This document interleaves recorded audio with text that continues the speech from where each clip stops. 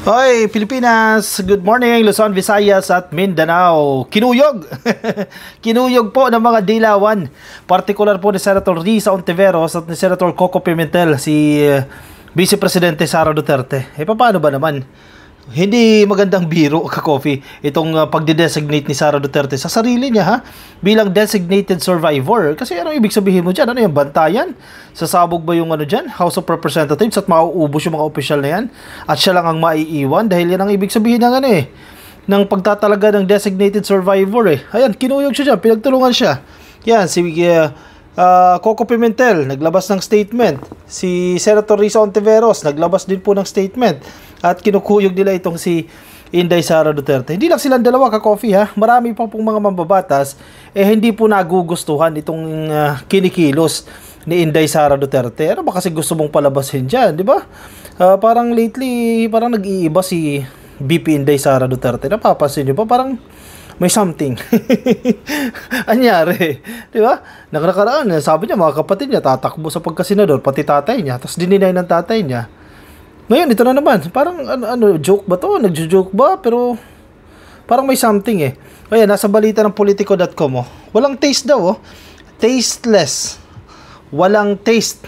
Coco Pimentel hits Sara Duterte over designated survivor remark. Actually, expected naman natin talaga sa mga dilaw. Siyempre, laki ng galit niya sa mga Duterte, no? Pero maiintindihan mo sila dito sa inilalabas silang statement dito sa mga pinagsasasabi ni Inday Sara Duterte. Kasi hindi na rin natin maintindihan anong nangyayari sa kanya. Di ba? Ano ba ito? Binabagsak niya yung sarili niya. Parang ginagalit niya ang tao. Ganun ba yun? Para magalit sa kanya. Ano yung motibo? Bakit niya ginagawa yan? Siguro, ewan ko, pagod na sa pagiging vice-presidente. At gusto na lang bumalik niya sa Davao. Kasi parang ayaw niya nang mag-ambisyon sa Ayaw ba o gusto niya mag-ambisyon? Di mo na maintindihan sa higher position Senate Minority Leader Aquilino Pimentel III said it was tasteless. Ayan tasteless daw po yan. Of Vice President Sara to call herself the designated survivor in explaining why she will be skipping President Ferdinand Marcos Jr.'s third State of the Nation address. Pwede mo naman sabihin, hindi ako attend, di ba? Dahil may problema sa kalusugan o kinakailangan niya magpagamot, etc. Pwede naman ganun yung justification mo Hindi mo sasabihin mo lang, dinedesignate ko yung sarili ko bilang designated survivor. Ina-appoint niya yung sarili niya bilang designated survivor. Alam ng tao yan, napanood nila yan sa Amerika, no? At sa Korea, may mga series na yan. At alam nila ang ibig sabihin ng designated survivor. Kung biro yan, hindi magandang biro yan.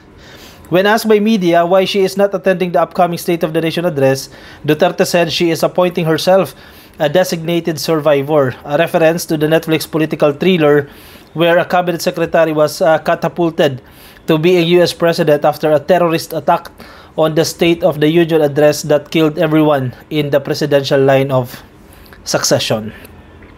So, diba? Parang ano gusto mong palabasin?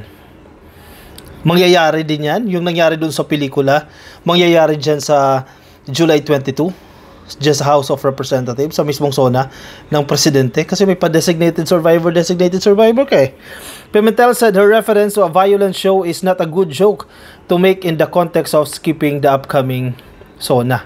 Exactly. Diba? Siyempre, yung mga politiko na pupunta dyan sa House of Representatives, baka magdududa na rin yan. Ano bang gagawin ng mga Duterte? Diba? Baka paalala ito, baka reminder yan sa mga politicians at sa kung sino man po mga special guests na dadalo dyan sa zona na mukhang may balak itong mga Duterte o itong si Sara Duterte kasi alam niya dinedesignate niya yung sarili niya na designated survivor. Kung sa pelikula, sa konteksto ng pelikula, sasabog yung House of Representatives kung yun ang kanyang reference. Hinahaluan niya ng showbiz kasi merong sikat na palabas o TV series na designated survivor. Siguro, masyadong mapagbiro ang ating Vice President pero hindi sana ginawa sa context ng zona, sabi po ni Pimentel. Hindi maganda kung joke yon pero ang realidad, designated successor ang ating Vice President. Exactly. Pag nawala ang presidente, automatic naman siya ang susunod ng presidente. Pag pareha silang nawala, ang Senate President, pag tatlo silang nawala, ang House Speaker. Di ba? Nakasaad naman yan sa Constitution natin So, hindi mo na kailangan mag-joke ng ganyan. Di ba? Yan po ang sinasabi ni Pimentel dito. Si Risa Ontiveros, hindi rin po nagugustuhan Yan, nasa balita din po yan, ha. Hindi rin nagugustuhan ni Senator Risa Hontiveros itong sinasabi ni Inday. Senator, yan, masamang biro daw po yan, ha. Hontiveros slams Sara Duterte over designated survivor tag. Senator Risa Hontiveros has stinging words for Vice President Sara Duterte over her remark that she would be a designated survivor by not attending the State of the Nation address o itong SONA. Kung biro man yan, ay napakasamang biro. Exactly. Kahit nga hindi mga pro-Marcos hindi nagustuhan itong biro ni Inday Ano pa, yung mga pro-Marcos, no? At ng mga liberal, nagalit din sa kanila. Hindi mo talaga magugustuhan yung joke na yan. Kung biro man yan, ay napakasamang biro kasi anong ibig sabihin yan? Banta ba yan kanino? Banta ba yan saan? Hontiveros said in a DWIZ interview. Diba?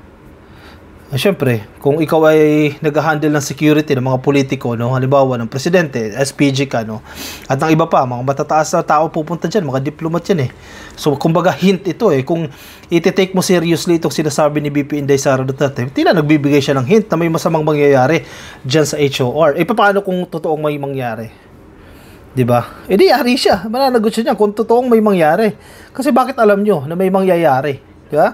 Kayo nagplano? So, hindi rin talaga magasamang biro. Yan, mapapahamak siya dyan Kasi ano man po ang mangyari, just a State of the Nation address, sisingilin sila ng taong bayan. Sisingilin ng mga Duterte. Kasi kayo, dyan Ano itong mga remarks nyo? Anong pinanggagalingan yan? Diba? Wag naman sana may mangyari dahil hindi pa natin kaya. Lalong lulubog ang ekonomiya ng bansa, no? Pag nangyari yan. Pero pag nangyari, if ever, sisingilin sila ng taong bayan dyan. When asked by media why she is not attending the upcoming SONA, ayan, naulit lang ito ka-coffee sa balitang ito. Duterte got flack by implying that she would be elevated as president in case of an attack on the upcoming address before Congress of President Ferdinand Marcos Jr. Hindi mo na kailangan sabihin niya dahil nakasaad naman yan sa konstitusyon natin. Hontiveros said Duterte should accord respect to the annual Joint Congress event where the President addresses the nation. Exactly. Yan si Hontiveros dilaw yan pero naiintindihan niya yung significance nitong State of the Nation address. Diba? Pinapasahod ka ng gobyerno. Actually, pangalawa ka sa pinakamataas na sahod sa Pilipinas, sa gobyerno, no? Tapos, itong historic event na ito, joint session ng Congress ito, State of the Nation address ito. Isang araw lang yan, ka-coffee Isang araw lang sa isang taon, tapos hindi ka pupunta. Tapos hindi pa valid yung dahilan mo, di ba? Parang, yun? Kung ang taong bayan, sisingilin ka talaga. Ang laki ng sinasahod mo bilang vice-presidente. Yet, ang isang importanteng event, hindi mo pupuntahan. Kahit hindi ka pumalakpak dyan, hindi naman ini-expect ng tao na papalakpak ka dyan Yung presence mo lang dyan. Kasi anong gusto mong palabasin? Bakit hindi ka pupunta dun? Di ba? May gusto kang mangyari. May gusto kang palabasin. Parang playing victim. Masama na naman ako dito. Parang hindi ako sinama sa kung ano man yung event na yan. Si Risa Hontiveros dilaw yan pero naiintindihan niya. Importante itong State of the Nation address. Annual Joint Congress. Kailangan niyang irespeto.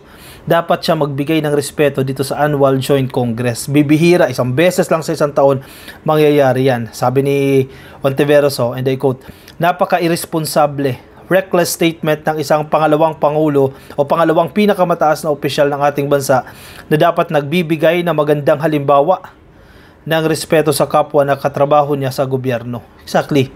Hindi lang si PBBM ang sinaktan niya doon sa statement na yan.